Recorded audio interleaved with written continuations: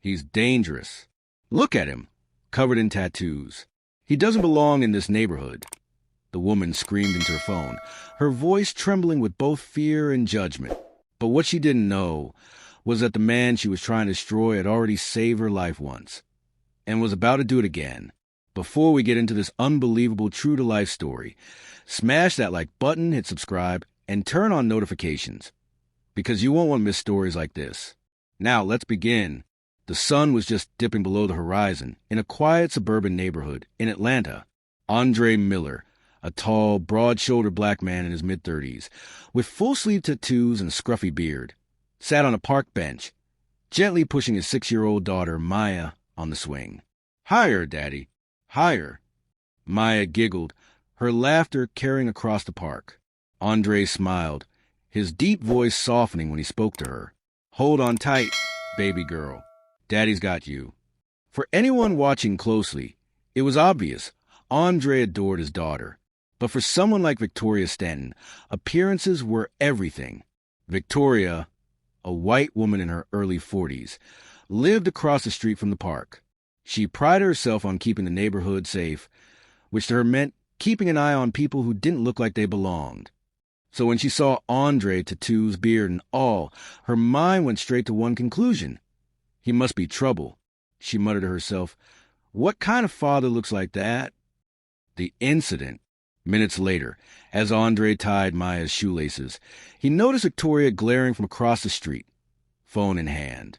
"Can I help you, ma'am?" Andre asked politely, standing up to his full height.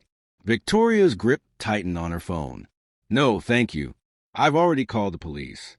They'll be here any minute." Andre blinked, confused. "Wait, you called the cops? For what?" "For you," she snapped, stepping back. "Men like you shouldn't be hanging around children, covered in tattoos, sitting in a park.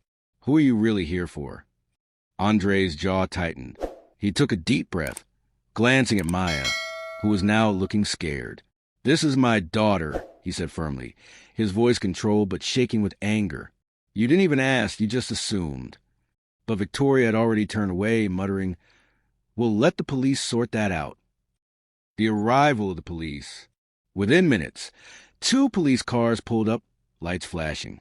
"Sir, step away from the child," an officer ordered, hand hovering near his holster.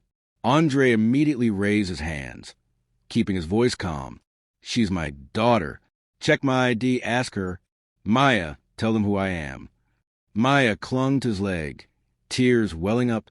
"He's my daddy. Please don't take him away."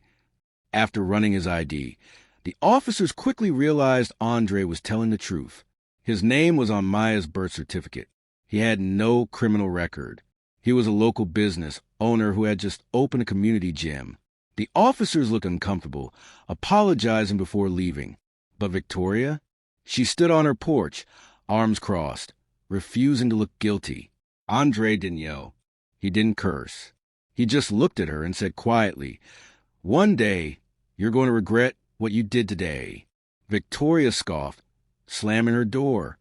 The twist, 3 hours later. 3 hours later, as the sky turned completely dark, Victoria was walking her golden retriever, Bailey, past the same park. Out of nowhere, a black SUV screeched to a stop nearby. 2 men jumped out, grabbing her purse and shoving her to the ground. "Help! Somebody help me!" she screamed, struggling as one of the men yanked at her arm. Suddenly, a deep, familiar voice roared from across the park. "Hey, let her go." Andre, he had been sitting on the park bench again, waiting for his brother to pick him and Maya up. Without hesitation, he sprinted toward Victoria, tackling one of the men to the ground. The second attacker tried to run, but Andre grabbed him too, pinning both until the police arrived. Victoria, shaking and breathless, stared at Andre in shock. "Why? Why would you help me after what I did?" she stammered. Andre, still holding one of the men down, didn't even look at her. "Because my daughter's watching, and I want her to see what real strength looks like." When the police finally cuffed the attackers, Victoria approached Andre, tears streaming down her face. "I'm so sorry," she whispered. "I judged you without knowing you. I I was wrong. Andre finally met her eyes. His expression softened, but his words were steady. You didn't just judge me. You showed my little girl what the world thinks her dad. Do better, not just for me, but for her and for yourself. Victoria nodded, her voice cracking. I will. I promise. The moral. The next morning, Victoria was seen helping Andre and Maya plant flowers in the park, her silent way of making amends. Because sometimes the strongest people aren't the ones who look safe. Sometimes the strongest people are the ones who show kindness, even when the world doesn't show it back. What do you think? Have you ever been judged unfairly just because of how you look? Or have you ever judged someone too quickly? Tell me in the comments. And don't forget, hit like, subscribe, and share this story if you believe in second chances and kindness.